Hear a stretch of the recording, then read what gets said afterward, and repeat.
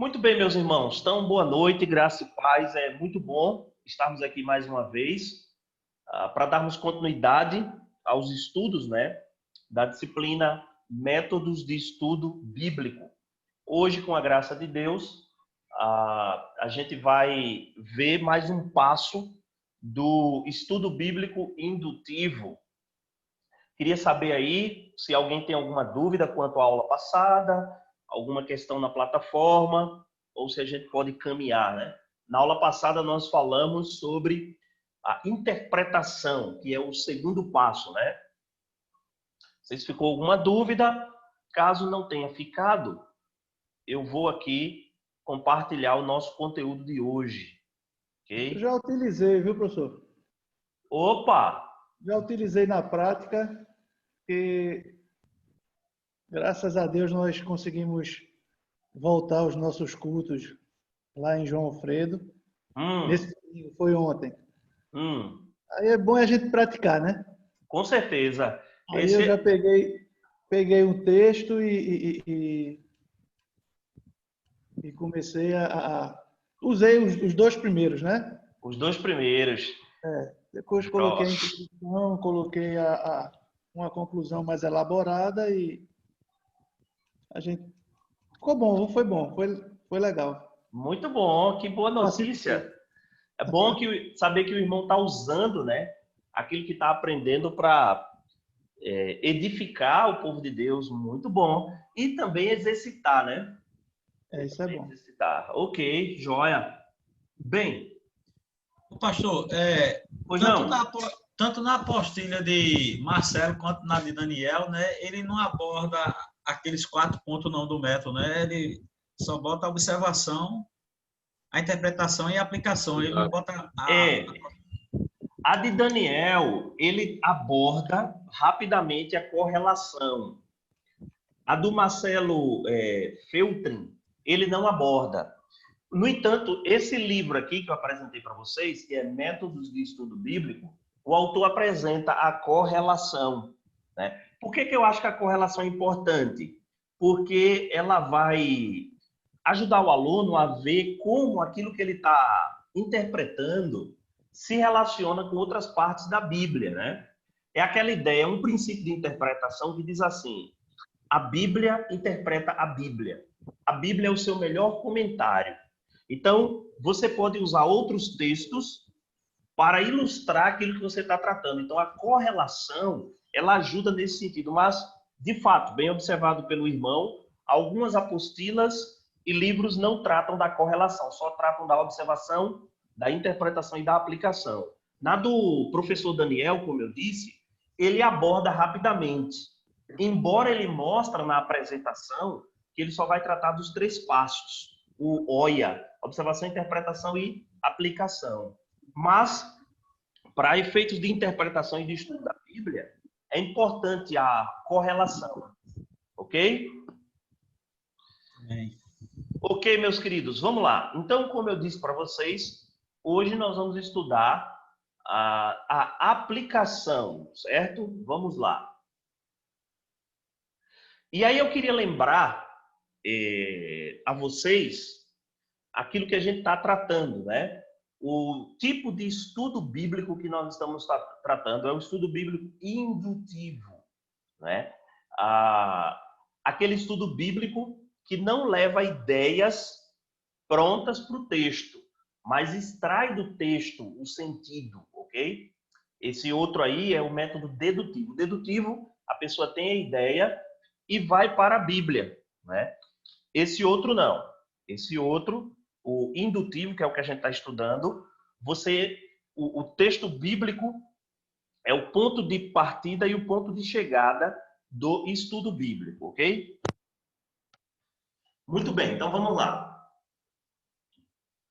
Diante das metas, isso aqui eu já tratei com vocês na primeira aula, mas eu queria só relembrar para a gente dar continuidade. Diante das metas de todo cristão comprometido de estudar, interpretar e poder tirar lições práticas da Bíblia corretamente, apresentamos então os 4 passos básicos no estudo. A gente lembrou, primeiro, observação, tem uma siglazinha para observação que é o O, né? interpretação, o I, correlação, o C, e aplicação, o A. Fica então OICA. Esses são os 4 passos básicos do estudo bíblico indutivo. Esses passos básicos vão ajudar você a executar o estudo bíblico indutivo, ok? E aí, eu creio que vocês lembram, né, desse diagramazinho aqui. Primeiro passo, a observação, é onde nós vamos buscar responder a pergunta o que vejo, ou o que o texto diz, certo? A gente vai coletar informações, nós vamos buscar pistas que o texto nos dá. Depois, a interpretação, isto é, eu vou buscar o significado das informações que eu juntei, que eu coletei no texto, fruto da minha leitura atenta e de perguntas que eu faço ao texto, como perguntas do tipo quem, as pessoas envolvidas, o que disseram, o que dizem sobre ela, onde, qual foi o local que aquilo aconteceu, por quê, a razão do autor ter escrito aquele texto, como aconteceu, ok?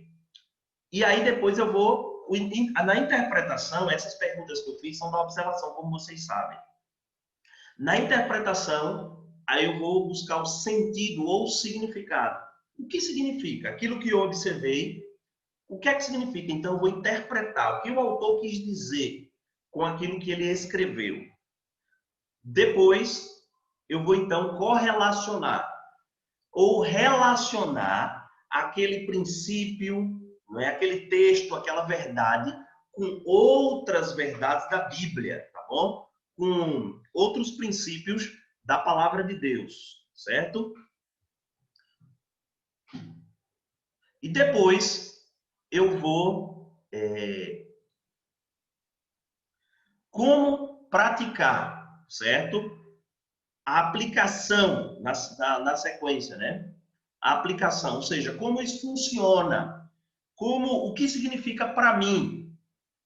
E o alvo do estudo bíblico, como nós vimos, né, é a transformação, ok?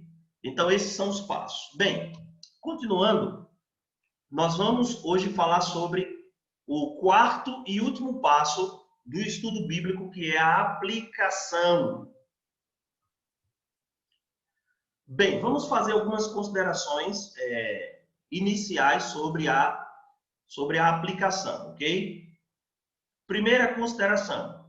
A aplicação é o estágio mais negligenciado no processo de estudar a Bíblia, porém, o mais necessário do processo. Primeiro, eu começo fazendo uma afirmação, uma nota, né, um pouco dramática. Isso é uma constatação, certo? É, de certa forma, uma má notícia. O fato de que a aplicação é provavelmente o estágio, né, a etapa mais negligenciada no processo de estudo da Bíblia. Pelo outro lado, é a etapa mais necessária do processo. A gente vai ver isso por quê, né? Muita gente não chega até a aplicação no estudo bíblico. O máximo é ficar na interpretação ou talvez na correlação. Por isso que é um estágio, uma etapa muito negligenciada. Muitos estudos bíblicos começam e terminam no lugar errado. Por que eles começam e terminam no lugar errado? Eles começam com a interpretação e terminam na interpretação, ou seja, terminam nela. A interpretação, meus irmãos, como vimos, né, não é... Pois não? Alguém quer... Ah, ok. Acho que estava com o microfone aqui. Muito bem, continuando. Então, a interpretação é o segundo passo. A interpretação nem é o primeiro, nem é o último passo. A interpretação vem depois da observação e antecede a aplicação. Mas aprendemos que não se começa com a pergunta, o que significa? Então, quando você vai estudar um texto bíblico, você não começa com a pergunta, o que significa? Porque isso diz respeito à interpretação. O estudo bíblico deve começar com a seguinte pergunta, o que diz o texto? Eu vou ouvir o autor. eu vou ler a passagem, fazer perguntas à passagem. É como se fosse uma espécie de entrevista com o autor, mas sem interpretar nada nesse primeiro momento. Além disso, não se termina o processo perguntando o que isso significa. Você nem começa o processo perguntando o que significa, nem termina o processo perguntando o que significa, mas como funciona. Novamente digo, não, isso funciona, mas como funciona na minha vida? Por quê? Ele já parte do princípio que a Bíblia é para ser aplicada, que a Bíblia funciona de verdade. Quando você observa bem o texto, interpreta, a Bíblia vai ter aplicações para a sua vida. Então, em resumo, o estudo bíblico não deve começar nem na interpretação, nem terminar na interpretação, ok? Vamos caminhar mais aqui. Observação, mas interpretação sem aplicação é igual a aborto espiritual. O que é que o autor, eu acho que eu não vou colocar aqui, não tem não, mas foi, eu acho que Howard Hendricks que disse, né? Que a observação e a interpretação sem você aplicar é igual a um aborto espiritual. Por quê? A gente vai ver aqui, ele vai explicar. Parece um pouco forte, mas ele usa essa ilustração para abrir os nossos olhos. Em outras palavras, cada vez que você observa e interpreta, mas não aplica, você faz um aborto das escrituras em termos do seu propósito. Por quê? Ele diz que observar e interpretar sem aplicar é como se fosse um aborto espiritual. Ou seja, não gera vida, né? Um aborto é quando uma mulher está grávida e não consegue ter aquele filho, ele vem a morrer, ou dependendo, ou é assassinado pelo aborto, depende de como você entende aí, né? Não gera vida, ela não dá luz. O que ele está dizendo aqui é que quando você estuda a Bíblia, mas não aplica, você não atinge o propósito da Bíblia. Aí ele vai dizer, a Bíblia não foi escrita para satisfazer a sua curiosidade, foi escrita para transformar a sua vida. O objetivo máximo do estudo bíblico, não é fazer algo para a Bíblia, mas sim permitir que a Bíblia faça algo a você, para que a verdade se torne real em sua vida. Então, esse é o objetivo do estudo bíblico, aplicar a verdade da palavra de Deus ao seu coração. Não é apenas entender o que o texto diz. Isso é parte do processo, mas não é o fim do processo. O fim do processo é aplicar à sua vida prática aquilo que foi aprendido, o que foi estudado. Vamos lá. Vamos definir o que é aplicação. Aplicação é praticar na vida cristã diária o que foi estudado. É transformar conceitos em prática. Então, isso é aplicação. Aplicar a palavra de Deus é praticar no seu dia a dia, no seu cotidiano, na sua vida cristã, aquilo que você aprendeu, aquilo que você ouviu, que você estudou. E transformar conceitos em prática de vida. Isso aqui já foi dito, né? É transformar conceitos em prática.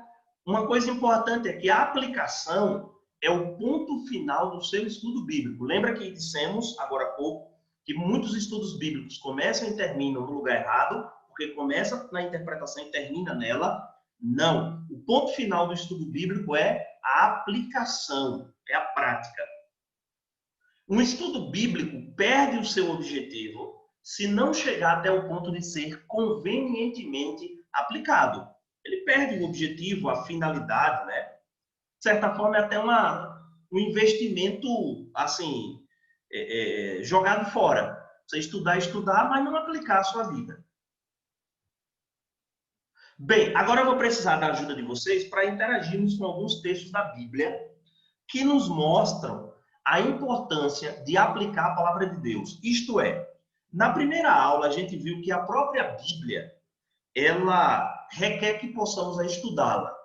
Agora a gente vai ver que essa mesma Bíblia também nos mostra a necessidade de aplicar a sua mensagem às nossas vidas. Vamos ver então alguns textos bíblicos. Eu queria que cada um de vocês aí pudesse pegar um texto diferente e pudesse fazer a leitura desse texto na sequência. Quem pegar Deuteronômio vai lendo depois. Deuteronômio 17, né? Depois Deuteronômio 32 e assim na sequência. O irmão João Luiz vai ser o primeiro. Obrigado. Sim, estou com ele. Posso começar? Por favor, Deuteronômio 17, 18 a 20. Diz assim a palavra do Senhor. Também, quando assentar no trono do seu reino, escreverá para si um translado desta lei no livro, do que está diante dos levitas sacerdotes, e o terá consigo, e nele levará todos os dias da sua vida, para que aprenda a temer o Senhor, seu Deus, a fim de guardar todas as palavras desta lei e estes estatutos, para cumprir. Versículo 20. Isto fará para que o seu coração não se eleve sobre os seus irmãos, e não se aparte do mandamento, nem para a direita, nem para a esquerda, de sorte que prolongue os dias no seu reino, ele e seus filhos no meio de Israel. A pergunta é, onde é que a gente vê aí a Bíblia nos mandando aplicar, praticar? Alguém poderia, o próprio irmão João Luiz aí? Onde é que a gente vê a prática da palavra de Deus aí? Para que aprenda a temer o Senhor, né? É uma prática, né? Também. A fim de guardar todas as palavras desta lei e seu estatuto, e para os cumprir. Exatamente, muito bem. Praticamente aí o verso 19, né? No verso 18, Moisés diz, né? Isso aqui fala sobre a constituição futura de um rei, né? Quando o povo foi estabelecer um rei, aí Deus diz, ó, ele tem que ter a palavra de Deus, ele tem que ter a lei com ele. Aí no verso 18 diz, quando se assentar no trono do seu reino, escreverá para si um traslado dessa lei no livro, do que está diante dos levitas. E ele vai ler todos os dias. Ler para quê? Para que aprenda a temer o Senhor, como o irmão João Luiz colocou, né? Guardar aqui é praticar, meus irmãos, ou aplicar a palavra de Deus, né? E também para cumprir. Então, um texto que é uma base bíblica para a aplicação da própria Bíblia. Outra pessoa, por favor, Deuteronômio 32. Moisés veio com Josué, filho de Nun, e recitou todas as palavras dessa canção na presença do povo. Quando Moisés terminou de recitar todas essas palavras a todo Israel, disse-lhes, guardem no coração todas as palavras que hoje lhes declarei solenemente, para que ordenem aos seus filhos que obedeçam fielmente a todas as palavras dessa lei. Elas não são palavras inúteis, são a sua vida. Por meio delas, vocês viverão muito tempo na terra da qual tomarão posse do outro lado do Jordão. Neto, e aí, meu irmão? Onde é que tu vê aí a Bíblia nos mandando aplicar a sua verdade? Tem alguma coisa aí que tu destaca? Eu destaco no versículo 46, no 46 e no 47, quando ele diz primeiro que eles devem guardar essa palavra para que eles obedeçam, eles devem conhecer a lei de Deus para que eles obedeçam. E também, quando ele explica isso, porque ele fala que a Bíblia não é uma palavra inútil, mas que é por causa da prática dessa palavra que seus dias serão prolongados, que eles vão poder viver a vida como Deus exige e logo eles cumpririam a aliança que Deus tinha para eles. Ok, meu irmão, muito bem pontuado, isso mesmo. A própria Bíblia claramente nos chama a atenção para a necessidade de aplicar as verdades ao nosso coração. Josué 1:8, um outro irmão aí, por favor. Não cesses de falar deste livro da lei. Antes, medita nele dia e noite, para que tenhas cuidado de fazer segundo tudo que nele está escrito. Então farás prosperar o teu caminho e serás bem-sucedido. Irmão Sérgio, o que é que lhe chama a atenção aí para essa questão da aplicação da palavra? Tem alguma expressão que o irmão quer destacar? Tem logo no início do versículo, né, ele já fala para não cessar de falar do livro, né? Então a aplicação seria pregar o que está escrito ali, falar sobre o que está escrito no livro da lei, né? E também essa aplicação, ele até diz como deve ser feita, né? Ou seja, deve ser feita continuamente, né? Precisamos meditar de dia e de noite. Para quê? Para que você não erre, para que você tenha o cuidado de fazer segundo tudo quanto está escrito. Então, a aplicação é justamente fazer aquilo que está escrito no livro da lei, né? E ainda Uhum. tem o dividendo disso. Então, farás prosperar o teu caminho e serás bem-sucedido. Ok, meu irmão, obrigado. O irmão falou duas coisas que me chamaram a atenção. A primeira foi que a própria Bíblia diz como deve ser aplicada. Eu gostei dessa colocação que o irmão fez. Ou seja, eu não posso aplicar a Bíblia de qualquer maneira. Eu preciso aplicar a Bíblia como ela pede para ser aplicada. Muito bem pontuado aí pelo irmão. Então, há uma maneira, vamos dizer assim, bíblica de aplicar a Bíblia à nossa vida. Não é de qualquer maneira, mas é como ela quer ser aplicada, né? E outra coisa que o irmão falou é que a gente tem os dividendos, ou seja, os resultados dessa aplicação. Neto também, na fala dele anterior, né, falou disso, e o irmão João Luiz também, ou seja, existem benefícios ou resultados para aquele que aplica a verdade da palavra de Deus ao seu coração. Vamos lá. Agora, Salmo. Professor, Neto? só Pois não, meu irmão? é uma coisa que eu pensei aqui agora, que eu acho interessante, como a gente vê a necessidade de você correlacionar a Bíblia com ela mesma, os textos, para que você possa entender como esse texto vai ser aplicado, né? Como o senhor falou, a Bíblia, ela diz como ela deve ser aplicada, mas naquele negócio que você pega um texto só sobre uma coisa e diz, tá bom, é isso aqui. Mas a Uhum. Bíblia sempre está em harmonia. Todos os textos, eles nunca vão se contradizer. Então, eles não vão ter aplicações que vão uma diretamente contra a outra. Por exemplo, a Bíblia vai dizer, não roube, e outro texto vai dizer, roube. Ok. Isso passa também, Neto, pelo ponto que eu estava falando com o irmão João Luiz, a correlação, né? Essa correlação que a gente pode fazer com outros textos também. Muito bem colocado aí. Ok, vamos lá. Outra pessoa, Salmo 1 e 2. Por favor. Bem-aventurado o homem é o homem que não segue o conselho dos ímpios, não se deixa influenciar pela conduta dos pecadores, nem se assenta na reunião dos zombadores. Ao contrário, sua plena satisfação está na lei do Senhor, e nela medita dia e noite. Antônio, e aí, tem alguma orientação aí para a gente aplicar a palavra de Deus nesse texto que você leu? Muitas orientações, pastor, muito importante. Primeiro no capítulo 1, quando ele diz que o homem ele será abençoado, ele será abençoado com felicidade, né, com a verdadeira alegria, se ele não seguir o conselho dos ímpios, se ele não se influenciar pela conduta dos pecadores e nem se assentar na roda dos escarnecedores, mas pelo contrário disso, ele ter sua plena satisfação, né, ter todo o seu prazer, no versículo 2, na Uhum, lei do Senhor, né, e nela meditar dia e noite. Mas uhum, embaixo aí ele vai ter a consequência de ter essa plena satisfação, né? uhum. Versículo 3. É verdade, é verdade. Ele é comparado a uma árvore, né? E aí, uma árvore firme, uma árvore que frutifica, né? O verso 2, eu gostei da sua versão, Antônio, quando ela diz, né? Que ele vai ter o quê? Plena satisfação, não é isso que ela diz? Ao Ter plena contrário, sua satisfação. plena satisfação está na lei do Senhor, e na sua lei Uhum. medita dia e noite. Olha aí, gente. Satisfação na palavra, meditar na palavra, ter prazer na palavra, ter deleite, né? No verso 1 que Antônio leu aí, diz que o homem que é bem-aventurado, que é feliz ou abençoado, ele não anda no conselho dos ímpios. Ao contrário, o conselho no qual ele anda é a palavra de Deus, onde ele tem prazer, né? Ele não se detém no caminho dos pecadores, nem se assenta na roda dos escarnecedores. Ao contrário, o prazer dele não está em andar ou em ser influenciado por esses ímpios, mas ser influenciado pela palavra e meditar na palavra. Muito bem.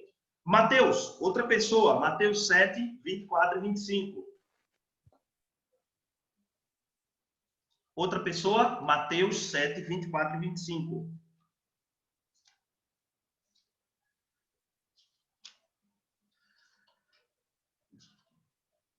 Oi, meus irmãos, estão ouvindo? Uma pessoa, por favor, lê Mateus 27, 24 e 25. Todo aquele que, pois, que ouve estas minhas palavras e as pratica, será comparado a um homem prudente que edificou a sua casa sobre a rocha. E caiu a chuva, transbordaram os rios, sopraram os ventos e deram com ímpeto contra aquela casa, que não caiu, porque fora edificada sobre a rocha. Meu irmão, tem alguma coisa que lhe chama a atenção aí em termos de aplicar a Bíblia nesse texto? Sim, temos que edificar a nossa casa na rocha que é Cristo, para que quando vier os problemas da vida, nós possamos até balançar, mas nunca cair definitivamente. Pois se a nossa base for Cristo, suportaremos tudo e qualquer coisa. Certo. Agora, quem é que constrói aqui? Quem é a pessoa que constrói a casa sobre a rocha, de acordo com o texto? Nós mesmos. No caso, eu construo a minha casa sobre a rocha que é Cristo. De que maneira a gente pode construir essa casa, de acordo com o texto? Quando nós fazemos o quê?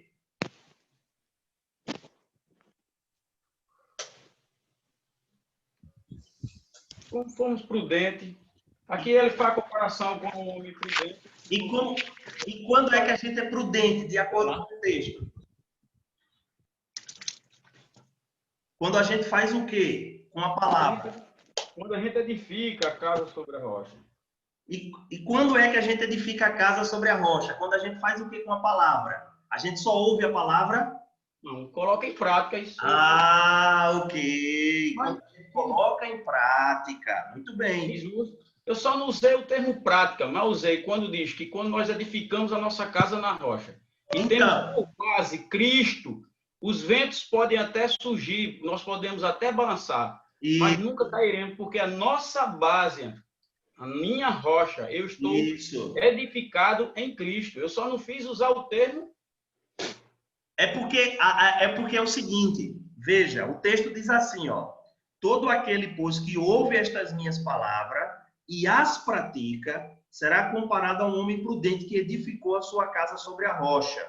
Quem é o homem prudente? É aquele que ouviu a palavra e aquele que praticou a palavra. A casa, ela está edificada sobre a rocha, são aqueles que ouvem e praticam e aplicam a palavra. Deu para entender agora? Com certeza, sempre assim. Ok. Em tudo no mundo que fizermos, a teoria, ela será sempre teoria, a prática é a prática. Os dois juntos, aí tem uma eficácia perfeita. Isso, meu irmão, muito bem. Então, aquele que edifica a casa sobre a rocha é o crente, né? A gente poderia dizer que aplica a palavra. Se a gente continuasse também a leitura do texto, a gente ia ver que aquele que ouve a palavra e não a aplica, ele está construindo também uma casa, mas não na rocha, mas na areia. Ok, meu irmão? Obrigado aí, viu? Foi boa a interação, viu? Amém. Tá certo? Alguém poderia ler Tiago? Eu. 1:22. Vamos lá. Tornai-vos. Oi? Pois não, Luiz Souto?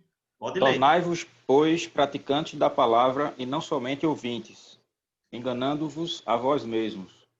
Porque se alguém é ouvinte da palavra e não praticante, assemelha-se ao homem que contempla num espelho o seu rosto natural.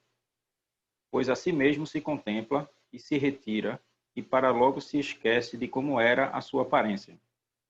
Mas aquele que considera atentamente na lei perfeita, lei da liberdade, e nela persevera, não sendo ouvinte negligente, mas operoso praticante, esse será bem-aventurado no que realizar. Irmão Luiz Souto, em termos de aplicação, o que é que lhe chama a atenção nessa passagem? A necessidade de aplicar a Bíblia. Exatamente o versículo 22, onde ele diz que sejamos não apenas ouvintes, porém praticantes da palavra. Uhum. Não enganando-nos a nós mesmos, né? Verdade. E o texto diz, obrigado, meu irmão. Eu gosto desse termo, tornai-vos, né? Tornai-vos. Porque, naturalmente, nós não somos praticantes da palavra. Nós devemos passar a ser. Não pense que só interagindo com os irmãos, você ouviu a palavra, isso é suficiente. Não. Tiago chama esses de ouvintes negligentes. Mas ele diz, Pastor, tornai-vos. Pois não, meu irmão? e aí não é um pedido, é uma ordem, né? Tornai-vos. Opa, olha aí, Meb. É um mandamento, olha a observação. Verdade.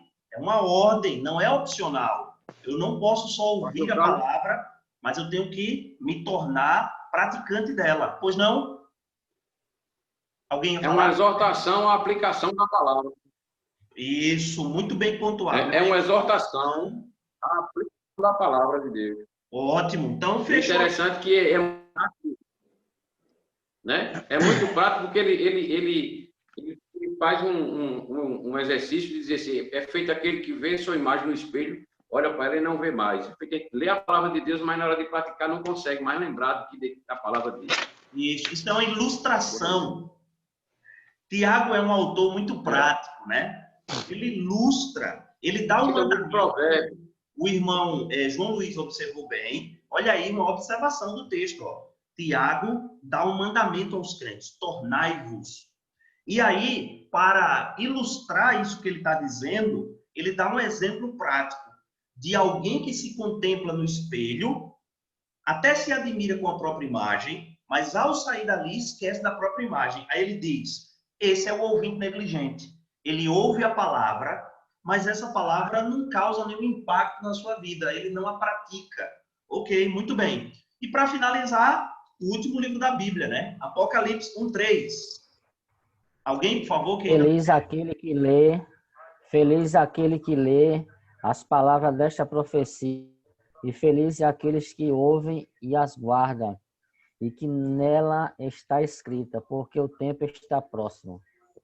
Severino, tem alguma coisa que te chamou a atenção aí, em termos de orientação para praticar a Bíblia? Ouvir e guardar, né? E ele compara uma pessoa que faz isso, uma pessoa feliz, que lê a profecia desta lei, e além de ler, ouvir, guarda, porque a recompensa é que o fim está próximo. Ok. Então a gente fecha, né, com esse texto de Apocalipse, que convida a igreja a aplicar a verdade bíblica. Vamos continuar. Então existe... A gente pode... Só uma observação para ele perguntar. Toda vez que ele falar aí com o propósito de guardar, nós devemos subentender que é aplicar, isso mesmo? Sim, geralmente. Amém, ok. Principalmente na literatura poética, ou nesse texto de Apocalipse, tem esse sentido. Claro, eu não posso dizer em toda parte da Bíblia o uso do verbo guardar quer dizer isso, a gente precisa analisar. Mas nos textos que nós vimos em no Salmo, em Josué, no Salmo 1, e também aqui em Apocalipse, guardar também pode ter esse sentido de aplicar, de praticar, de obedecer, não é? A palavra porque, assim, me perdoe, mas eu não fiz a colocação correta. Durante todo, assim, esses textos aqui que o senhor identificou, quando ela aparecer, guardar, aí subentende que é aplicar, porque não é a finalidade é essa, né? Ouvir e aplicar. Claro que tem um sentido de você guardar mesmo, mas não é só esse sentido. Pode ter também um sentido figurado. Assim nós nos tornaríamos egoístas, né? Mas também algo de aplicar a vida, de praticar, de obedecer. Okay. E se assim fizermos, nós nos tornaríamos egoístas, né? Ouvir e guardar só para nós, a gente tem que isso, é verdade. Cansar outros, né? É verdade. Também, isso. Vamos lá. Continuando aqui a nossa... A própria Bíblia reconhece o valor da aplicação de suas verdades na vida do cristão. A gente viu isso aqui, né? É muito importante. Vamos caminhar. Mas no processo de aplicação, algumas pessoas substituem a aplicação. A gente vai ver de que maneira as pessoas fazem essa troca. Vamos ver lá. Há um perigo inerente ao estudo bíblico, ou seja, há um perigo que, dependendo da maneira como você faz o estudo bíblico, você corre esse perigo. Levar o aluno a um processo intelectualmente fascinante, ou os ouvintes, a Bíblia me fascina, eu fico maravilhado, mas espiritualmente frustrante. onde o estudante até se entusiasma com a verdade, mas não experimenta mudança de vida. Existem alguns substitutos que podem ocupar o lugar da aplicação ou desviar o crente de aplicar a palavra. Vamos ver alguns exemplos, né? Então, tem pessoas que ouvem a palavra, vibram com a palavra, mas não aplicam a palavra. É isso que a frase aqui está dizendo. Então, vamos ver alguns substitutos. Primeiro, substituir a aplicação por interpretação. Parece óbvio, mas é importante a gente deixar isso claro. Aplicação não é interpretação, ok? O sermão ou estudo que termina com, acho que vocês já devem ter ouvido essa frase, né? Que o Senhor abençoe seu coração com essa verdade, né? Ou que o Senhor aplique ao seu coração essa verdade. Bem, a gente pode orar pedindo isso, sim, com certeza. Pedindo para que Deus, quando alguém vai pregar, dar um estudo bíblico, ensinar a palavra a alguém, você tem que orar pelo seu coração e pelo coração da pessoa, para que o Espírito Santo aplique. Porque, em última instância, quem realmente aplica a palavra ao coração é o Espírito Santo. Mas também a própria Bíblia que diz isso, a mesma Bíblia que diz isso, diz que nós temos uma participação na aplicação da palavra, né? A ação do Espírito Santo não isenta o meu papel no ato de aplicar a Bíblia. Então, você às vezes interpreta o texto e apenas diz assim, que o Senhor abençoe seu coração. Você pode fazer isso, mas você tem que mostrar de forma prática como aquela verdade vai ser exercitada, aplicada à vida dos seus ouvintes. O exemplo dos escribas e fariseus, né? Os escribas e fariseus eram exemplos disso, né? Eu acho que aí em Mateus, a gente leu, né, 7:22, voltando lá ao texto, eles conheciam a palavra, mas não aplicavam a palavra, né? Por exemplo, 7:22, quando Jesus fala sobre os falsos profetas, muitos naquele dia hão de dizer-me, Senhor, Senhor, porventura não temos nós profetizado em teu nome, e em teu nome não expelimos demônios, e em teu nome não fizemos muitos milagres? Então lhes direi explicitamente, nunca vos conheci, apartai-vos de mim, os que praticam iniquidade. Ou seja, eram pessoas que apenas ouviram a palavra, mas não tinham relacionamento, não aplicavam a palavra.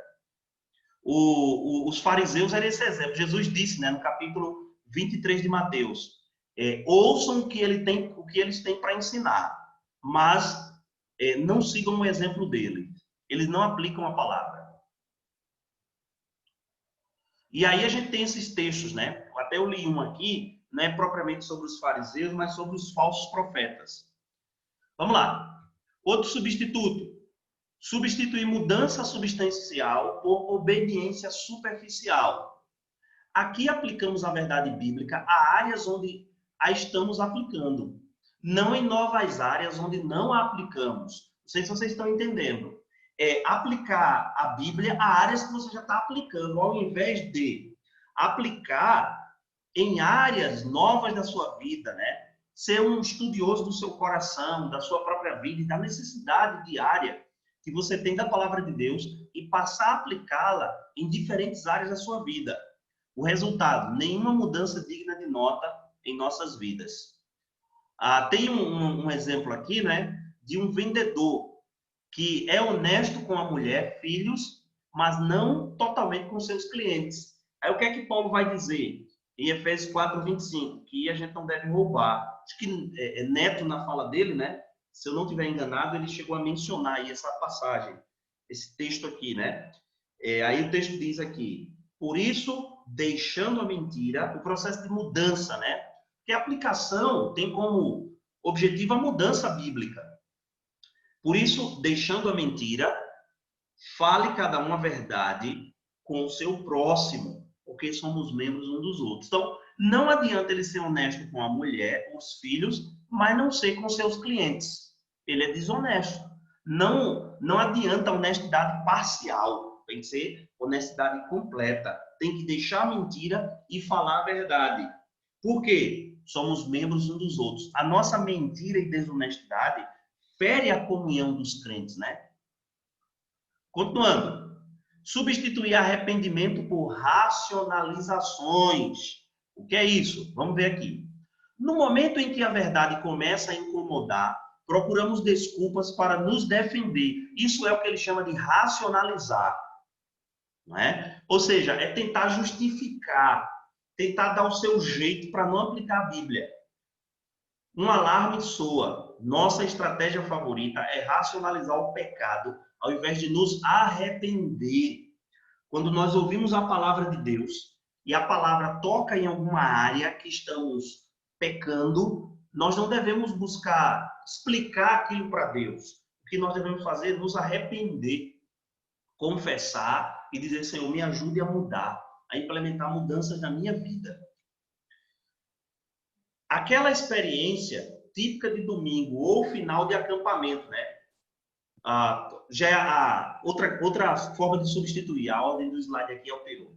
Substituir decisões volitivas é dar vontade por experiências emocionais. Aí ele vai descrever aqui: aquela experiência típica de domingo ou final de acampamento ou retiro, onde são feitos compromissos, derramam-se lágrimas e etc. e outras coisas, né?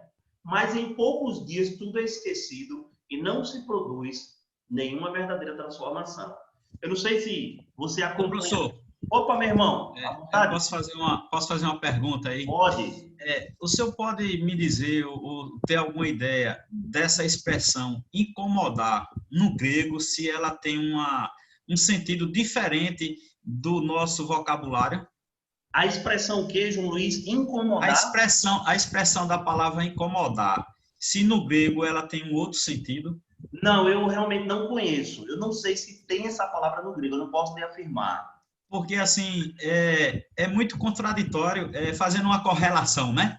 O que é que acontece? Eu já observei, já ouvi muitos irmãos dizer: o Espírito Santo está me incomodando. E eu, assim, eu fico me corroendo, porque, assim, o Espírito Santo é uma pessoa do bem, ele vem trazer uma direção, uma luz, né? Uma visão que é confortável, ele não vai incomodar. Aí, assim, eu achei estranho aqui a verdade que eu estou subentendendo, que é a palavra, que ela vai incomodar, não, ela vai nos trazer uma direção, uma transformação de vida. Aí eu achei esse termo assim, incomodar, e eu me lembrei dessa expressão do Espírito Santo. Aí você foi incomodado, né? Para me incomodar é uma pessoa que leva você para uma situação vexatória. Por exemplo, um negócio bem simples: você não fuma, está numa sala de aula ou naquele tempo que poderia fumar, ou numa sala de cinema, e chegar um camarada que fuma, ficar do seu lado. Esse realmente vai lhe incomodar. Um vizinho que bota um som alto, um negócio desse tipo, assim. Bom, aí o que é que o senhor diz? Pessoal, como eu disse para você, eu não sei se existe essa expressão no grego, eu nunca vi, pelo menos, mas aqui, João Luiz, uma orientação é que talvez a gente não precisaria seguir ao pé da letra, de forma literal, ou nesse sentido negativo da palavra, de ser um incômodo, de estar incomodado. A ideia aqui é de, talvez, mexer, né? No momento em que a verdade começa a incomodar, isso é, a confrontar. Pastor, me permita. Pastor, eu sou o Eduardo. Eduardo é que está falando? Isso. Diga, meu irmão. O termo, quando a gente vai para a nossa língua portuguesa, a gente tem que pegar e ir para o Aurélio, para entender o significado de cada termo. Ou seja, incomodar é indispor, importunar, causar. Então, existe significado em muitos termos, tanto para um lado bom da coisa, positiva, por exemplo, como para algo como negativo. Incomodar de incômodo, eu estou incomodado com algo que você faz, mas talvez o que a Bíblia esteja dizendo aí, desse incômodo, é algo positivo. Eu estou incomodado em sentir com que o amado, com que a igreja, com isso, aquilo, esteja passando por determinado problema. Ok, meu irmão. Muito bem, muito bem. Obrigado pela contribuição, pela interação. Isso mesmo. A gente tem que ver o sentido negativo e positivo da palavra. Aqui é no sentido positivo, não é? Tirar o comodismo. Aí tudo bem no texto, eu entendi, tudo bem, está bem claro, mas aí eu estou dizendo assim, com relação a alguns irmãos que se sentem na vontade de expressar alguma coisa, fazer alguma colocação, e em vez de dizer que está sendo incentivado pelo Espírito Santo a falar, dar uma direção, ele está sendo incomodado. Eu entendo. Mas é justamente isso. Permita ainda, pastor. Olha, Pois não, meu irmão. O verbo incomodar, isso no dicionário. Eu estou com o dicionário aberto aqui. Pronto, mas você vê que aqui tem, na segunda dele, tem expressar. Incomodar. Na minha tem aqui sentir incômodo, indispor, importunar, estovar, perturbar. E na segunda, que ele é um transitivo direto, pronominal, ele diz que é causar ou sentir desgosto, aborrecimento, irritação. Só para simplificar aqui, quando alguém diz isso, na experiência pessoal, eu entendo, o Espírito Santo está me incomodando como... O Espírito Santo está como se interagindo comigo. O Espírito Santo está tirando da minha zona de conforto. Eu entendo essa maneira. Eu acho que não é uma expressão inadequada. Como o irmão falou, a ideia, pense no sentido positivo. O Espírito Santo está me incomodando nesse sentido de, ele está falando ao meu coração através da verdade da palavra. Ele está mexendo comigo, me inquietando a implementar. Por isso que ele está, entre aspas, aqui também. Né? Ele está entre aspas aqui. Então, é nesse sentido, tá bom? Mas muito boa a discussão, eu gostei aí. Tá interessante vocês. Aqui no relação às palavras. Obrigado, Eduardo. E eu, para finalizar, aqui no meu dicionário, no segundo ponto, tá aqui, e finaliza como expressar-se. Ok, certo. Isso. A palavra, ela tem uma riqueza, né? Depende do contexto. E, mais uma vez, eu agradeço a contribuição do Eduardo, porque o sentido aqui de incomodar é um sentido positivo da palavra. Muito bem aí. Gostei da interação de vocês. A gente acaba de fazer MEB numa expressão aí. Muito bom, muito bom. Então, voltando aqui, meus irmãos, aquela experiência típica de domingo, né? Quando eu penso em aplicação, eu me lembro muito da parábola do semeador, né? Que Jesus fala sobre os 4 tipos de solos. Tem um tipo de solo que até ouve a palavra, mas quando sai dali, até se anima com a palavra, mas quando sai dali, o que acontece? Vem os prazeres do mundo, os desafios da vida, e a pessoa não frutifica. Ou as pessoas, quando acabam um retiro, ou um projeto missionário, né? Elas saem de lá, depois da primeira semana, voltam a mesma coisa, né? Elas não aplicam a palavra. Outra coisa, substituir comunicação por transformação. Nós falamos e falamos, mas não andamos segundo aquilo que falamos. Pensamos que, se podemos falar eloquentemente sobre um ponto das Escrituras, nós nos safamos, saímos do sufoco. Fizemos outros crerem que dirigimos a verdade bíblica, mas Deus não se engana, mas a Deus não se engana. O que é que ele está querendo dizer aqui? Alguém que você pergunta, e aí, você prestou atenção na pregação, no estudo bíblico? Ela praticamente reproduz tudo que foi dito. Agora, ela não aplica. E ela acha que aquilo é tudo. E não é. O importante é ela ouvir, entender, mas também aplicar a palavra. Não apenas reproduzir aquilo que está sendo ensinado. Ou, como diz aqui, né? Falar sobre um ponto da Bíblia, mas não viver, não aplicar, não crescer naquilo ali. A gente pode se enganar, né? Ou auto-enganar. Procure por dicas no texto. Como é que eu faço a aplicação, pastor? De forma prática. Procure por dicas no texto. A melhor aplicação flui diretamente do propósito e da aplicação que o autor tinha em mente para o texto. Isso é importante, tanto para a interpretação, meus irmãos, como para a aplicação. Entender com que propósito o autor escreveu o livro, a passagem, o versículo, ou seja, o que levou ele a escrever. Às vezes, o próprio autor faz aplicação. Por exemplo, nos textos que a gente leu, a coisa já está aplicada. No caso de Tiago mesmo, né? Já está bem prático. Ele diz assim, tornai-vos praticantes da palavra, e não só ouvintes. Depois ele dá um exemplo. O próprio Tiago já aplica aquilo que ele estava ensinando. Isso muitas vezes acontece. Existem textos cujas aplicações já são claras e diretas. Outros nem tanto. Se você fez um bom trabalho na observação, olha aí, gente, a observação é fundamental, ó, e chegou a um bom entendimento do significado do texto, a interpretação, então a aplicação não vai parecer forçada ou artificial, mas irá fluir livremente da passagem, ok? Tá certo? Então, se você observa bem o texto, interpreta bem, a aplicação vai fluir naturalmente da passagem bíblica. Vamos prosseguir. Os 4 passos na aplicação. Vamos lá.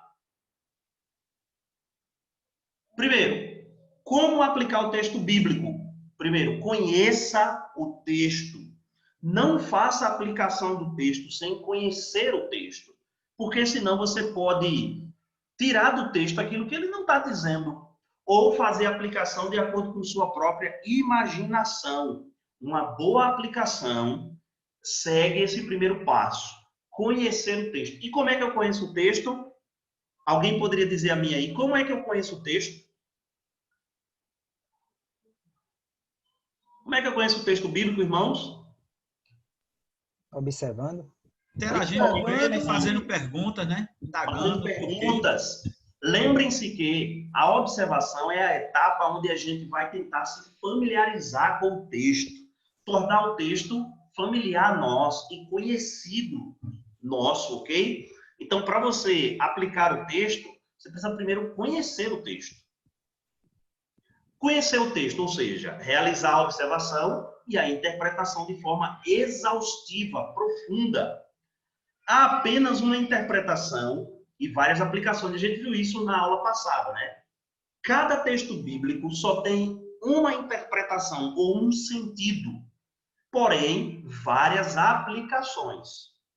Isto nos dá a segurança que aquilo que estudamos não será mudado amanhã, né?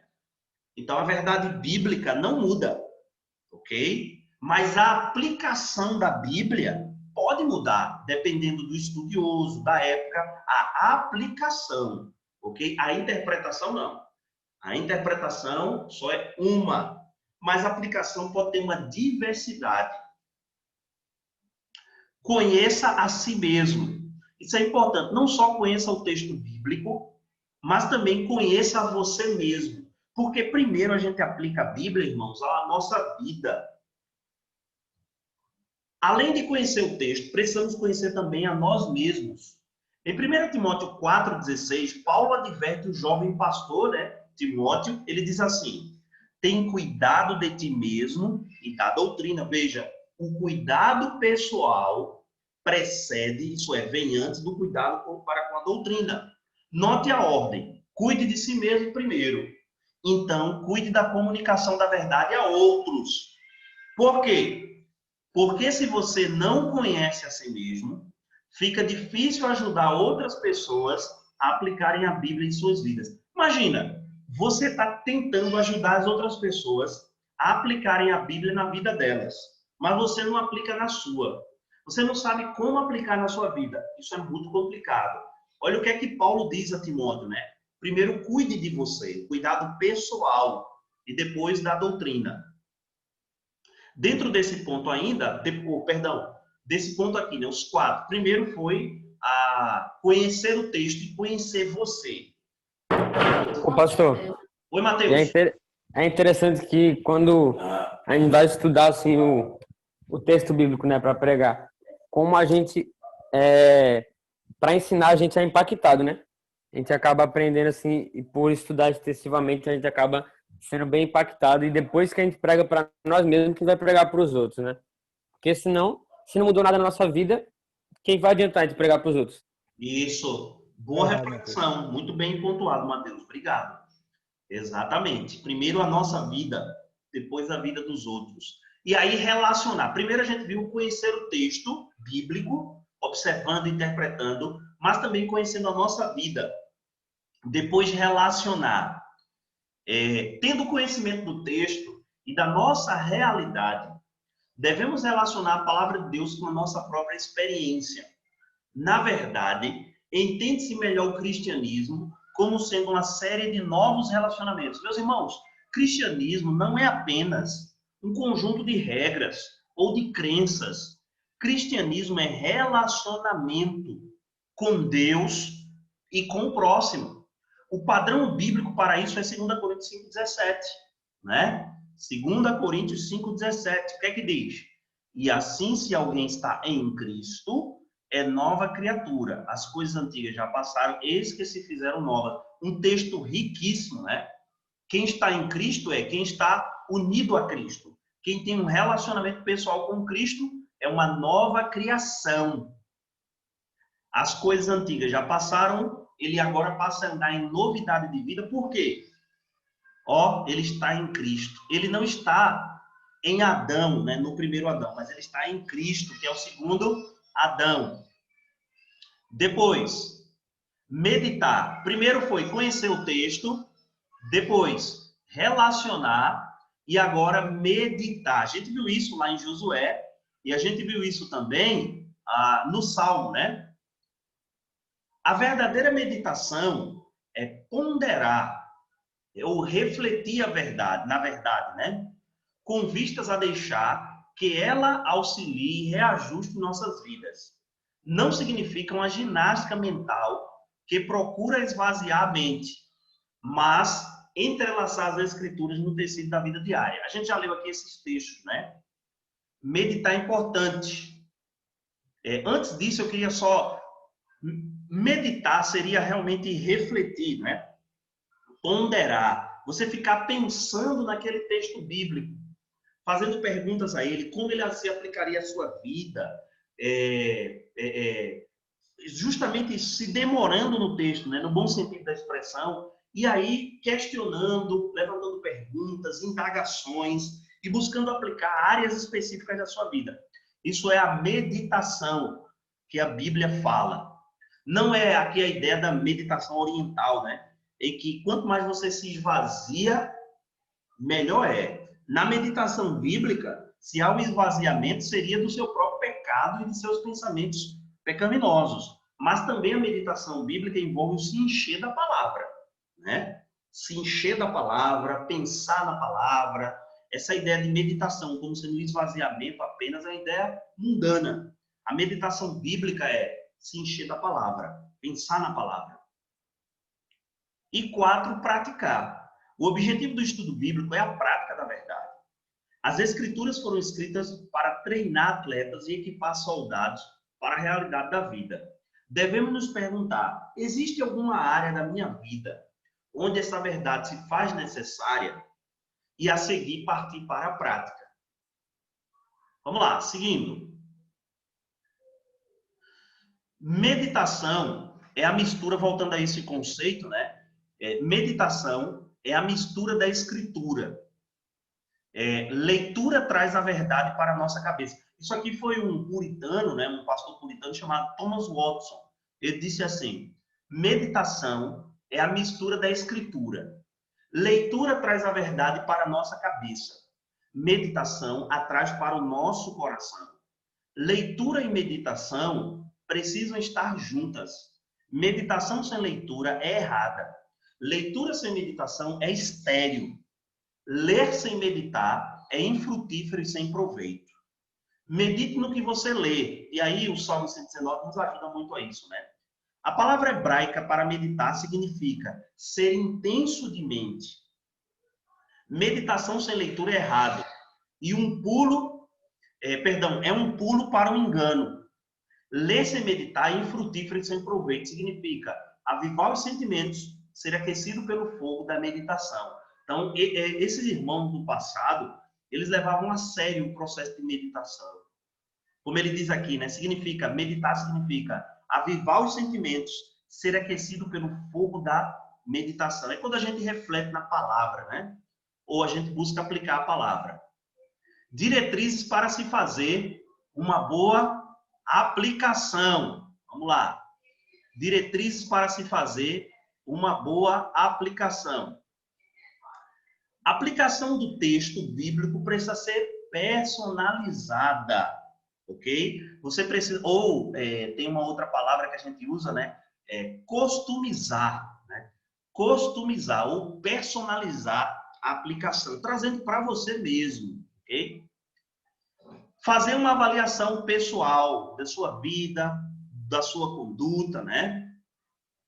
Pensar em áreas específicas da vida. Meus irmãos, a gente tem perdido a cada dia essa capacidade de praticar a palavra, de aplicar, de nos demorarmos a pensar em áreas específicas da nossa vida que precisam da palavra.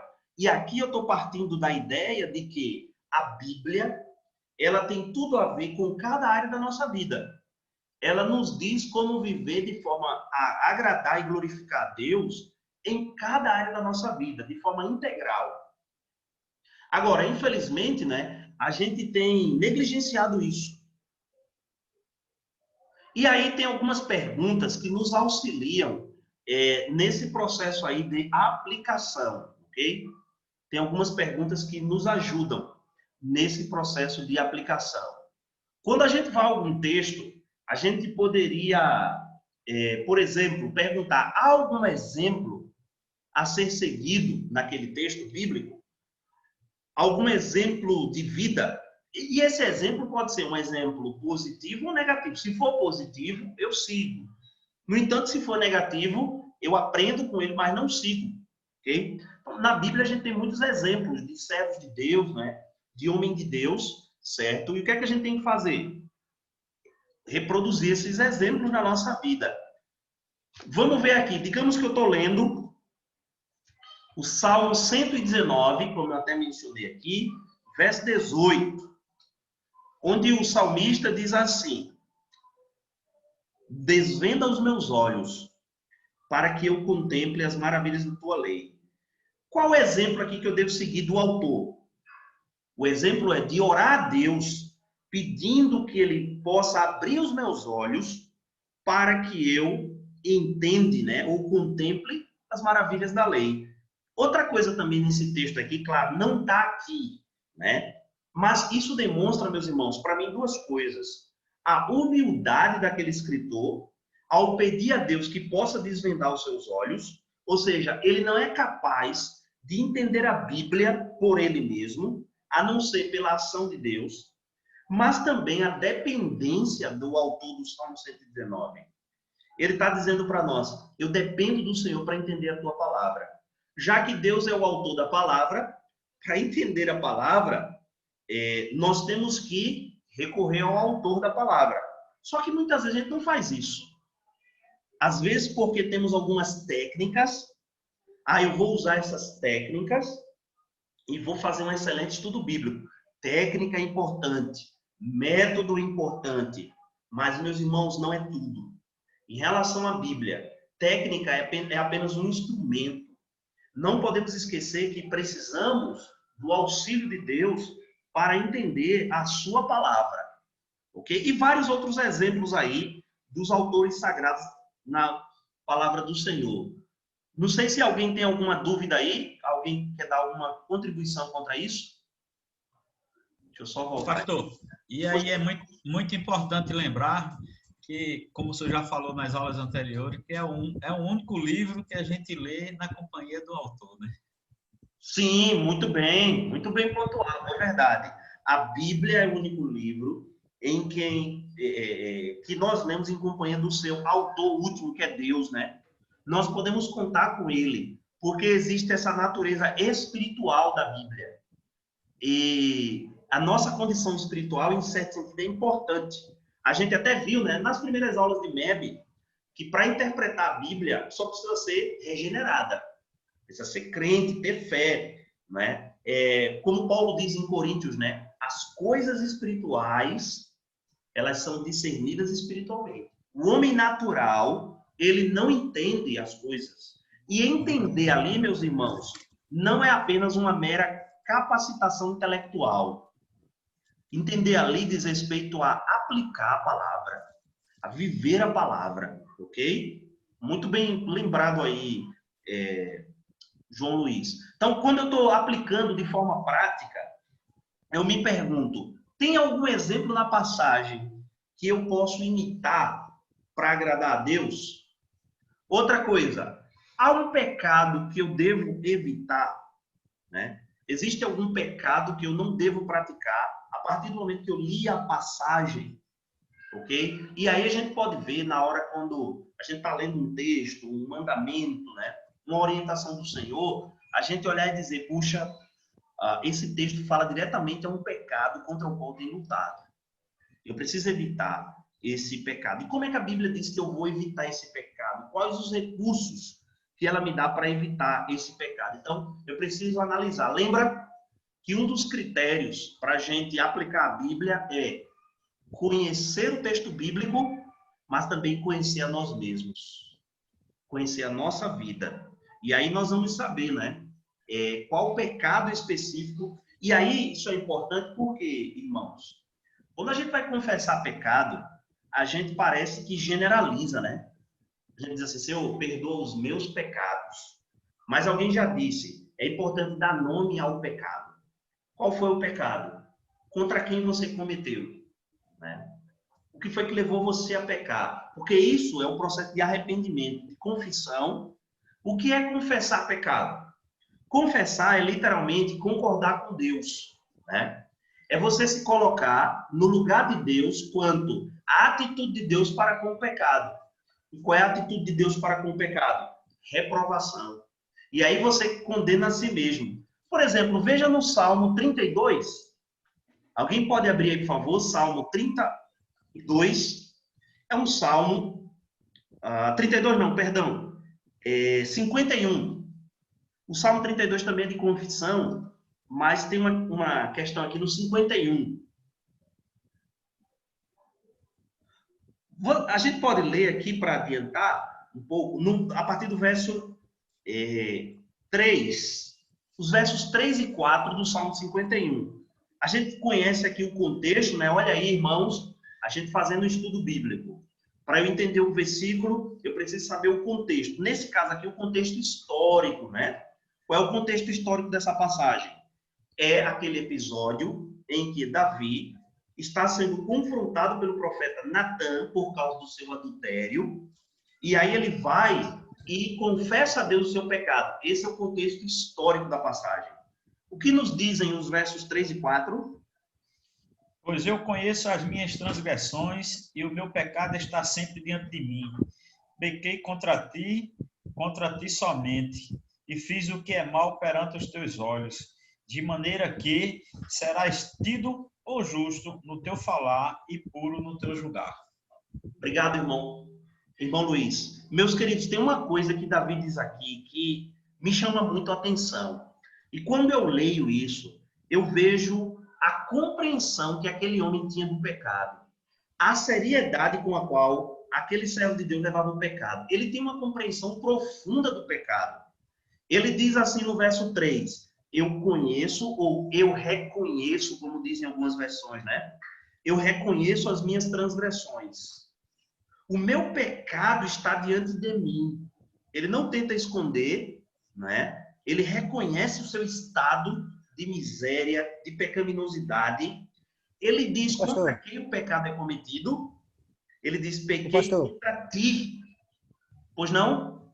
Na minha versão, no verso 3, ele diz assim, pois no meu íntimo... Sim, Antônio, fechou o microfone, meu irmão.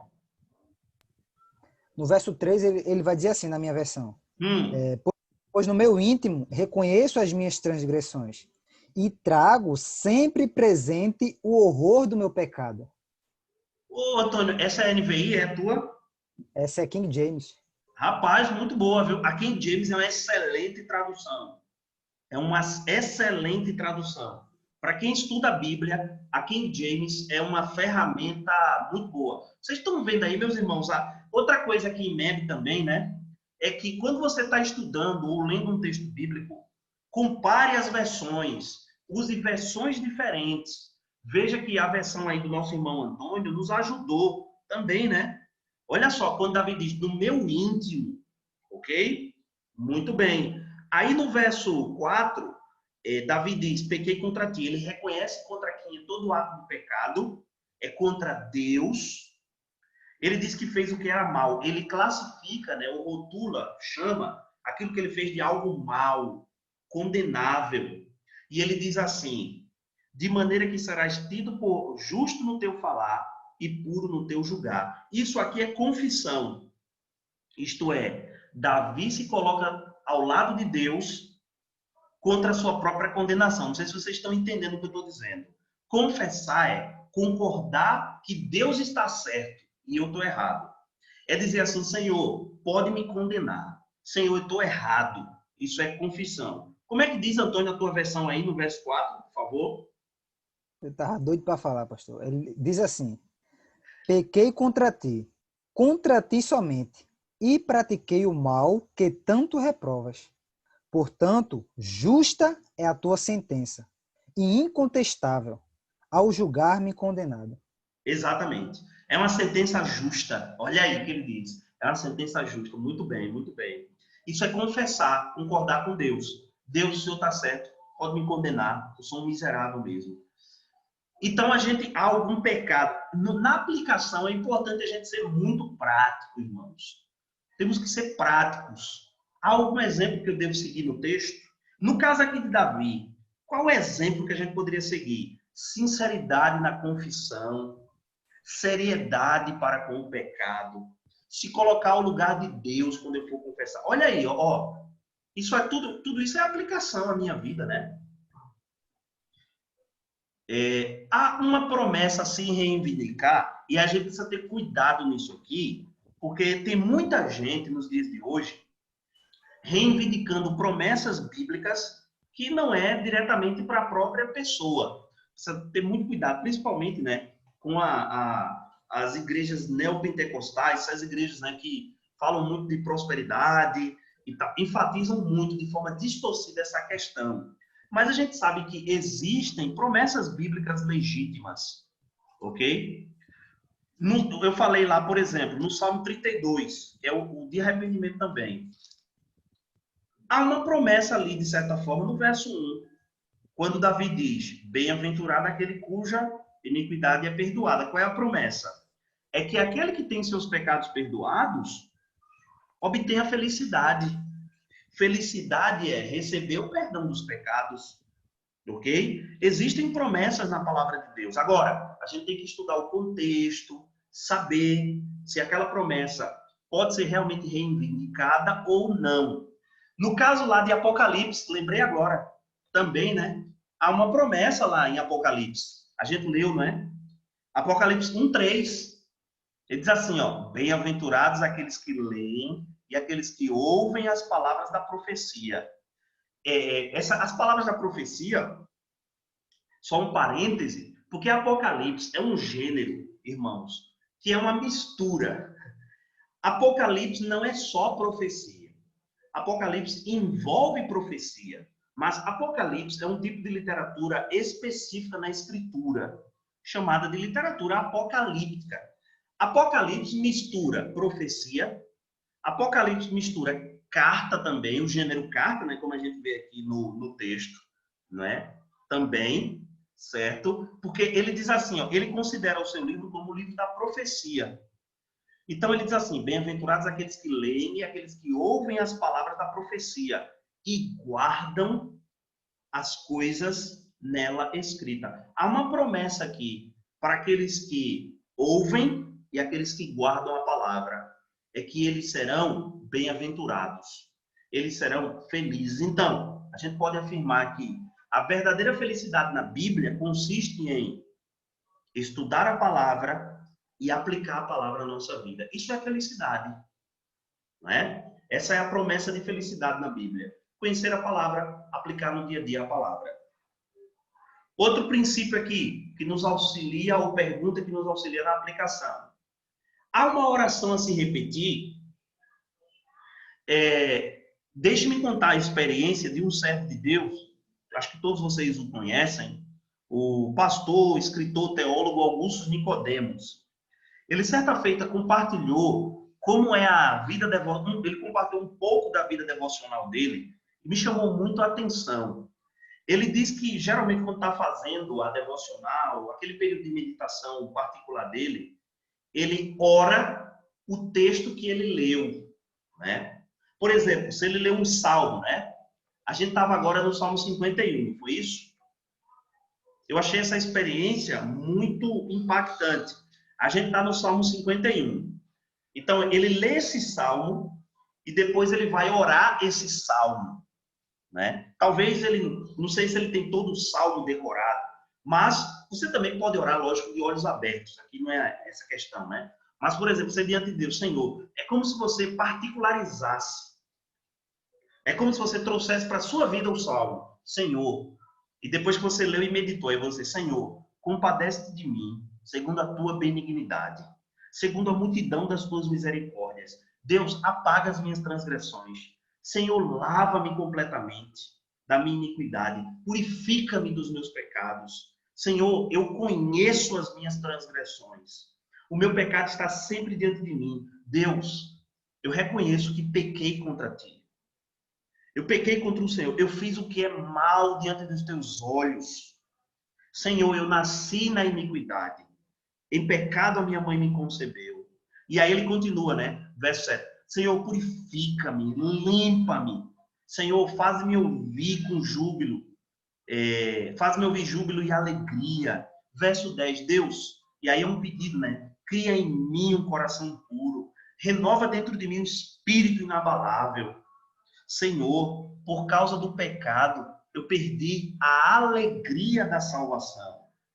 Restitua-me, Senhor, a alegria da salvação. Meus irmãos, veja que experiência tremenda, né? Você está no seu momento com Deus, está lendo ali um salmo e você decide orar aquele salmo.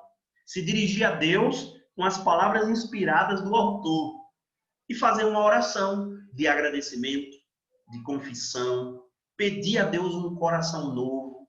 Isso é aplicar a palavra, irmãos. Outra coisa, há um mandamento a obedecer.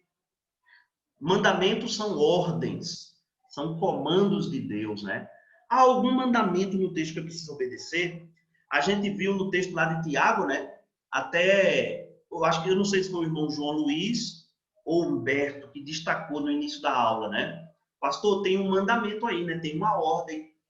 Tornai-vos praticantes. Ser praticante da palavra de Deus é um mandamento, meus irmãos. Há um mandamento ali, para que eu pratique a palavra, para que eu aplique a palavra. Então, eu devo me perguntar no texto, há um mandamento que eu devo obedecer? Será que eu não tenho negligenciado esse mandamento para a minha vida? Né? Eu não tenho deixado de praticar esse mandamento? Outra coisa, há uma condição a se atender no texto? Tem alguma condição que eu preciso atender e não estou atentando? A gente poderia dizer, em certo sentido, que aquelas pessoas que mais crescem na vida cristã são aquelas que mais aplicam a palavra de Deus. Não são aquelas necessariamente que têm mais tempo de igreja, não são aquelas necessariamente que fazem mais coisas na igreja, mas sim aquelas pessoas que buscam aplicar a palavra. São as pessoas que mais crescem no seu relacionamento com Deus. Os que buscam obedecer a voz do Senhor através de sua palavra.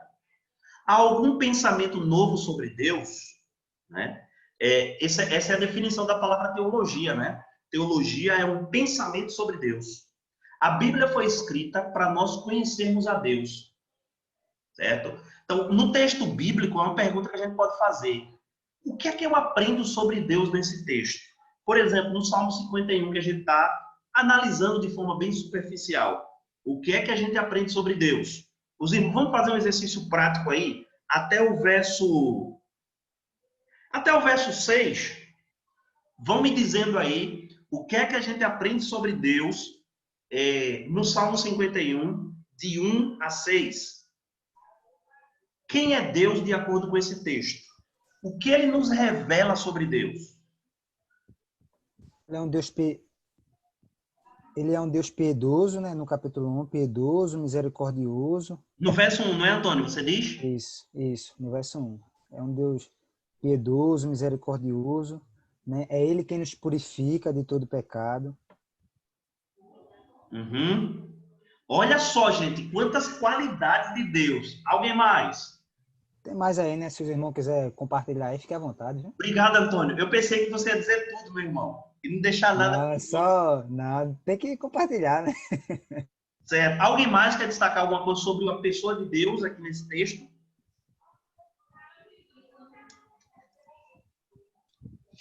Aqui também nos mostra o reconhecimento do salmista aqui, né, do rei Davi também, em relação à dependência do Senhor Deus, né? Opa, isso. Dependência de Deus, muito bem. O que mais? O Antônio disse tudo. Ele é justo ao nos julgar condenado, né? Opa, olha aí uma qualidade de Deus, né? Justiça, ele é justo ao condenar, porque ele o faz com base na nossa situação de pecador. Muito bem observado. O que mais? A gente poderia dizer, só para aguçar vocês, né? Contra quem todo ato de pecado é cometido é contra Deus. Todo pecado é cometido contra Deus. Todo pecado fere a santidade desse Deus.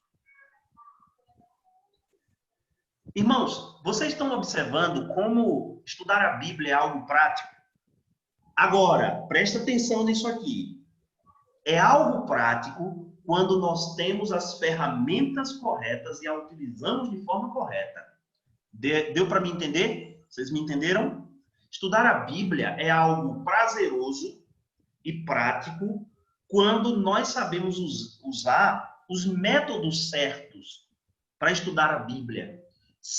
Irmãos, o texto fica rico diante dos nossos olhos. O texto ganha cor, o texto ganha sabor, vamos assim dizer. Quando eu digo ganha, é no bom sentido da expressão, porque já está lá no texto, tá bom? Só que a gente sabe que a distância, o tempo, a língua, os nossos corações, as nossas limitações, tudo isso, sabe, atrapalha um pouco a nossa compreensão da palavra de Deus. E quando a gente, primeiro, ora a Deus, Senhor, abre os meus olhos para que eu entenda a tua palavra, e emprega método certo para estudar a Bíblia, o texto vai ganhando sabor, cor, riqueza para o nosso coração. Bem, já está pertinho aqui, essa aula é bem... O assunto dela não é tão extenso, embora que a aplicação, né, tem muita coisa.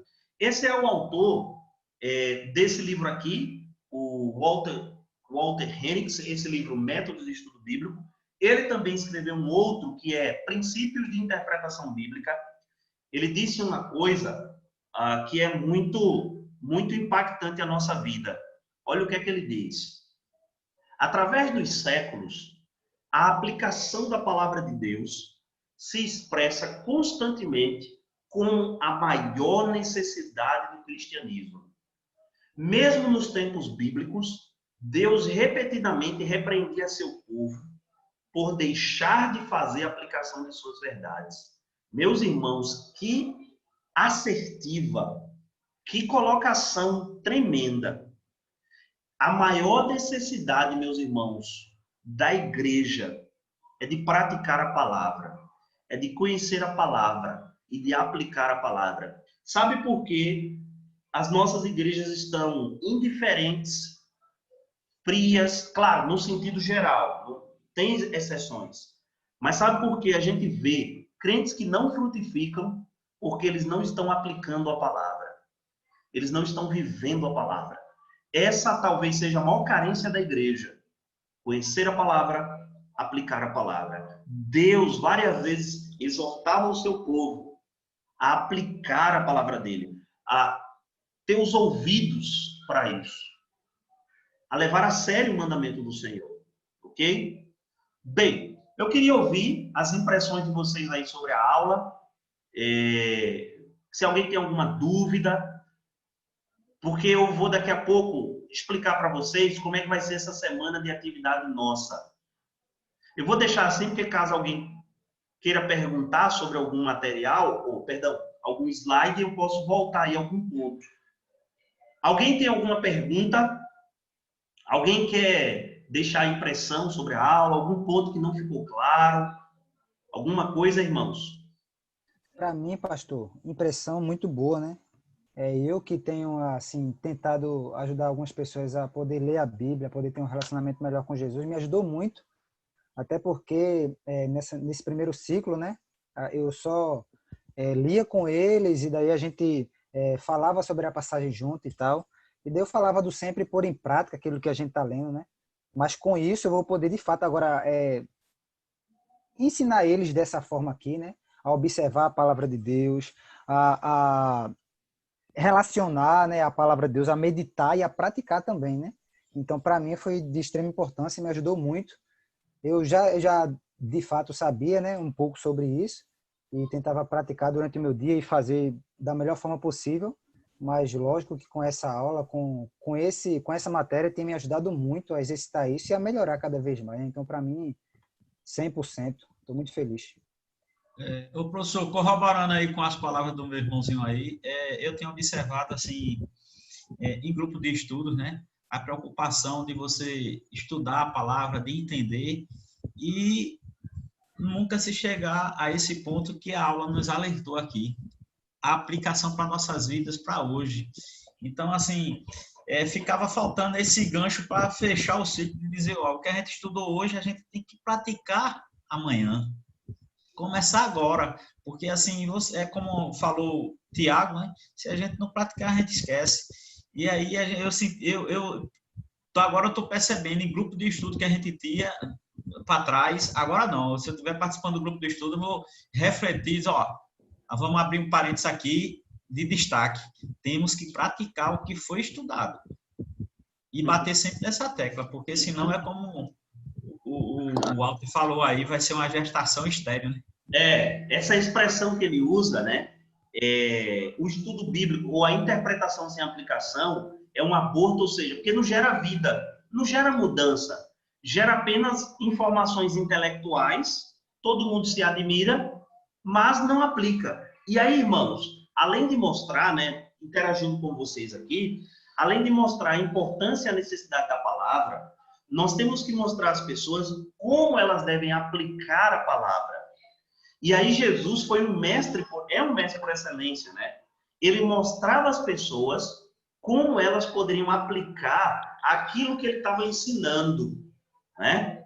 Como elas poderiam viver essa verdade no dia a dia, nas mais diferentes áreas da vida.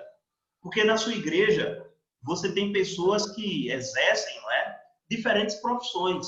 E como ele vai levar aquele princípio para o trabalho, para a casa dele, para a rua, para o momento de lazer? Porque o tempo todo a gente tem que estar praticando a palavra. A gente não tira folga de praticar a palavra. Então, esse material, ele é importante porque ele vai nos ajudar a aprender como aplicar a palavra. Não só mostrar a importância, mas,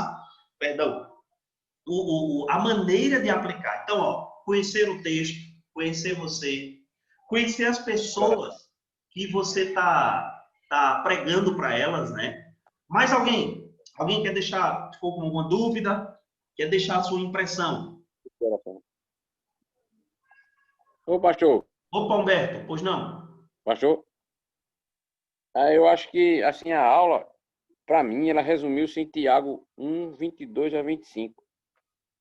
A aplicação, porque... E principalmente o 25, que diz assim, mas aquele que observa atentamente a lei perfeita, que conduz à liberdade, e perseverar na prática, não sendo ouvinte esquecido, mas cante, será bem-aventurado naquilo que fizer.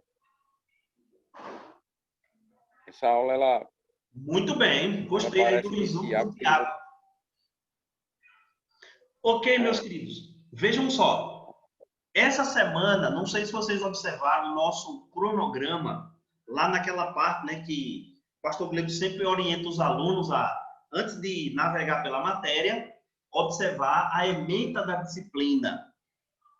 Hoje a gente apresentou o quarto passo. A gente já viu observação, interpretação, correlação, e hoje a gente viu interpretação. O que é que a gente tem que fazer agora? Exercitar. E para isso, a partir de então, eu ia dizer a partir de amanhã, porque é a data oficial, mas já está na plataforma a primeira VA de vocês. Nós vamos ter nessa matéria 2 verificações de aprendizagem, né? VA quer dizer verificação de aprendizagem. Uma a partir de amanhã e a outra depois. O que é que vocês vão fazer para essa primeira VA? E vocês têm até de hoje a 8, né, para entregar essa VA. Vocês vão... Quem já fez, se você já fez e quiser refazer, aí você já vai ganhar até tempo, né, vamos dizer assim. Vocês vão ler, tá lá na plataforma, a apostila, que foi compilada pelo professor Daniel, até o irmão João Luiz aí já mencionou. Ela tá lá naquele recurso que eu coloquei para vocês, mas também tá na verificação de aprendizagem. Então, essa é a primeira etapa da verificação de aprendizagem. São dois momentos. Primeiro, você vai ler da página 1, eu coloco lá, tá bom? Eu explico isso. Da página 1 até a página 24. É uma leitura bem gostosa, bem prática. Então, vocês vão ler a apostila que o professor Daniel compilou da página 1 até a página 24. Só ler e dizer que leu. Ó. E depois, vocês vão fazer um exercício prático num versículo da Bíblia. O que é que vocês vão fazer nesse versículo? Vocês vão fazer observações sobre esse versículo. Vocês vão interpretar esse versículo, correlacionar esse versículo e trazer aplicações a partir desse versículo. A leitura da apostila, ela vai ajudar vocês a o que é que vocês vão fazer. Vocês já sabem, né? Quando lê o texto, fazer observações do texto. O que é que vocês vão observar? Lugares, pessoas, falas, palavras, expressões repetidas, palavras importantes. A apostila vai dizer o que você vai observar. Depois você vai interpretar, tá bom? Um detalhe importante que eu coloco lá na atividade de vocês. Primeiro, é importante você ter um contato pessoal com o texto. Pastor, eu posso consultar material? Pode. Agora, na hora certa. Que momento é esse? No fim do estudo. Quando você concluir o seu estudo, você pode consultar uma Bíblia de estudo, um comentário. E aí, se você achar que é importante, você pode acrescentar aquela contribuição. Mas aí você cita a fonte. Eu não sei se vocês estão me entendendo. Porque, gente, vê só. Se eu vou fazer um estudo bíblico ou aplicar métodos num versículo e já vou para o comentário, ali já vai estar o resultado do texto. O comentário, a interpretação pronta. Eu quero que vocês possam ir para o texto a partir da leitura, de fazer as perguntas, tudo que a gente está estudando, exercitar. No fim, você compara o seu estudo, a sua análise com os estudiosos. Aí você pode consultar um comentário e, se achar interessante, colocar a contribuição do comentário ou talvez refazer um outro ponto do seu estudo. É igual, né? Quando a gente vai pregar ou dar um estudo na igreja. Primeira coisa, a gente escolhe a passagem bíblica. Então, escolheu, eu vou ler, vou observar, fazer perguntas ao texto. Depois, interpretar. O que isso significa? O que o autor quis dizer com isso? Tem algum outro texto na Bíblia que me ajuda a entender melhor esse versículo aqui? Tem aqui esse outro, então vou lá. Como eu posso aplicar esse versículo à minha vida? Aí concluir meu estudo. Aí eu vou para os comentários, ver o que os comentaristas dizem e comparar meu estudo com o que eles fizeram. Tá bom? Deu para entender? Então já está lá na plataforma de vocês, certo? Já está na plataforma de vocês a VA. Quem quiser, ó, daqui a pouco a gente vai terminar aqui a aula, você já pode começar a adiantar, porque eu já antecipei. A data oficial é amanhã, mas eu já coloquei lá. Então você já pode ler a apostila e ir aprofundando nesses pontos e depois fazer uma análise bíblica em um versículo da palavra de Deus. Irmãos, a sua nota vai ser dada pelo esforço, pela sua dedicação, empenho. Então, quanto mais rico for o seu estudo bíblico, melhor você será melhor avaliado, tá bom? Então, faça as observações lá no texto, Professor? Interprete. Pois não, Luiz Souto? É só uma dúvida que não ficou claro para mim. O texto está lá destinado para o senhor ou a gente vai escolher livre? Não, o texto eu já indiquei. Tá, ok. Eu já indiquei. A passagem bíblica, Colossenses, está lá. Eu digo qual é o versículo. E aí vocês vão fazer a atividade de análise do versículo, aplicando os 4 passos. A observação, a interpretação, a correlação e a aplicação. Aí, se vocês acharem que é interessante, podem consultar os comentários depois disso, tá bom? Comentário é a etapa final do estudo bíblico, nesse sentido. Da preparação, né? Ok? Primeiro você faz e prepara seu estudo. Aí, antes de você enviar para mim, aí o que é que você faz? Você pode consultar comentários e enriquecer seu trabalho. Mas depois que você conhecer o texto pessoalmente, aí você pode fazer comentários, pode extrair algum comentário, alguma ideia de alguém, né? E colocar lá e citar a fonte. É como se fosse o seguinte, eu estou dando para vocês uma tela, vocês vão pintar um quadro. Depois que você pintar o quadro de vocês, aí você vê um outro pintor mais experiente. Aí você compara. Mas seu quadro está pintado. Aí você diz, parei, eu quero acrescentar algumas coisas, retirar, não refazer meu estudo todo e pegar o que o outro irmão fez, não. Mas aí eu quero aprofundar um termo. Ó. O comentarista me chamou a atenção. Eu tinha essa dúvida. Eu vou dizer uma coisa para vocês. Sabe o que é que vocês vão descobrir se vocês aplicarem direitinho as orientações aqui, depois que ler a apostila? Por isso que é importante, primeiro, na sua avaliação, fazer a leitura da apostila que está lá, de 1 a 24, da página 1 a 24. Depois você vai fazer o estudo bíblico. Quando você lê, aprofundar no estudo bíblico, aí se você quiser consultar um comentário, você vai dizer, oxê, muito do que eu descobri através do meu estudo pessoal, aquele comentarista, ele diz.